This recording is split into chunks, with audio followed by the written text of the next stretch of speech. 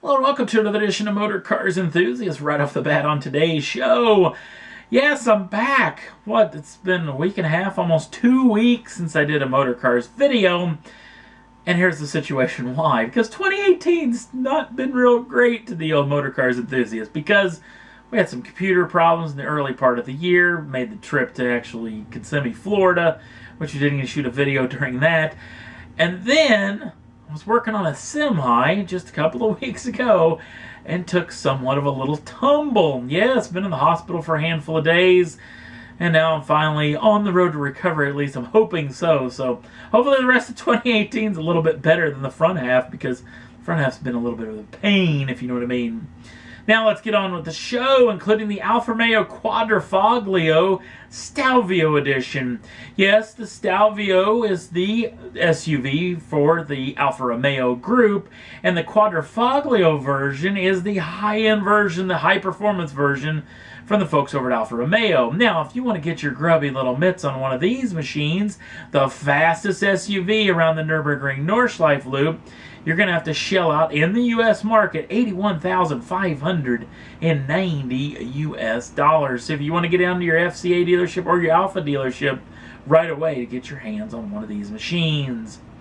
Next up on the list, John Cena's back in the news. Now, if you haven't heard about this whole situation, Mr. Cena was one of the lucky people to get his grubby little mitts on a brand new Ford GT.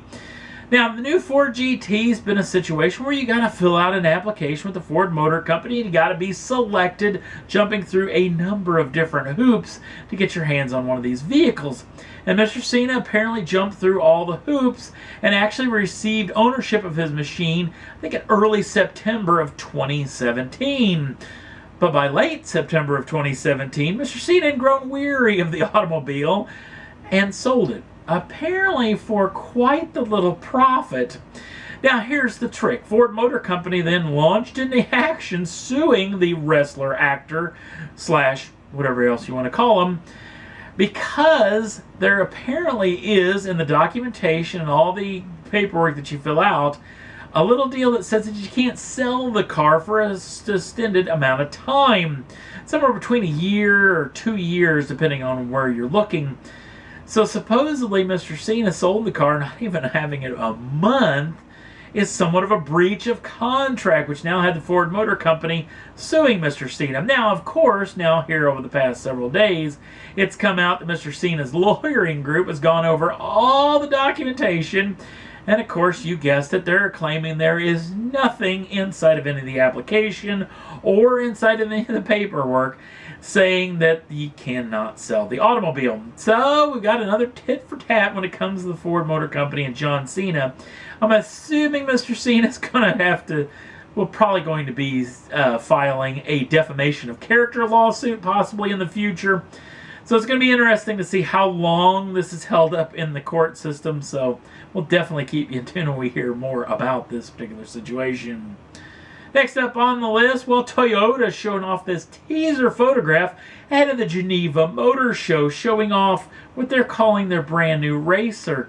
But if you look at the rear haunches of the car, definitely the rear backlight or back glass of the car, you see a little bit of that Supra concept, that FT1 concept.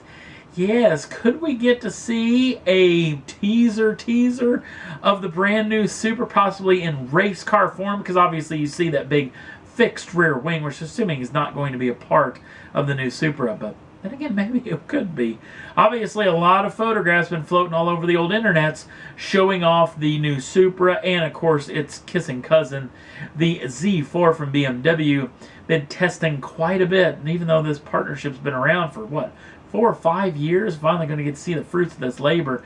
Maybe even though this race car is going to show off at Geneva, maybe the actual Supra will show off at Geneva as well. We'll have to wait and see on those fronts. Another vehicle that debuted over the past handful of days is the Raptor version of the Ford Ranger. Now, this vehicle actually debuted in Thailand. And that's the trick. This vehicle is only available right now in the Asian market, or at least it will be very shortly. Now, the Ranger Raptor, what is it? Well, basically, if you know the F-150 Raptor here stateside, that's basically what's going to happen to this vehicle. It's going to get all the Raptor treatments. So you're talking about wider fenders, wider track. The vehicle's going to get a lot more suspension travel, a lot more ground clearance, Fox shocks on all four corners, and a bunch of different drive modes, which is going to allow this vehicle to operate on so many different surfaces, including a grass surface is one of the road settings it has on it, which I thought was really entertaining. Now, here's the trick. This vehicle's going to come with a twin turbocharged 2-liter diesel engine making 210 horsepower, 369 pounds-feet of torque. It is shifted through a 10-speed automatic gearbox, and obviously the vehicle is all-wheel drive. Now, the vehicle's only available in the Asian markets as of yet, or it will be very shortly. There is a lot of rumors that it is coming stateside, maybe to take on the Chevrolet ZR2, Colorado, and Canyon. But it's nice to see a little head-to-head between these two machines. There is reports, too, that if it does come stateside, the diesel option will not be an option for us here in the States. There will be a gasoline version of whatever, probably an EcoBoost engine for the vehicle. So we definitely have a lot more information that's going to be coming down the pike over the next several months. Cannot wait to hear more about this little machine. Another little off-roader debuting at the Chicago Motor Show was the brand new Toyota Tacoma TRD edition. Now, several years ago, they released a TRD Pro edition, and that's basically what this is. This is the next generation, or the newest version of the TRD Pro.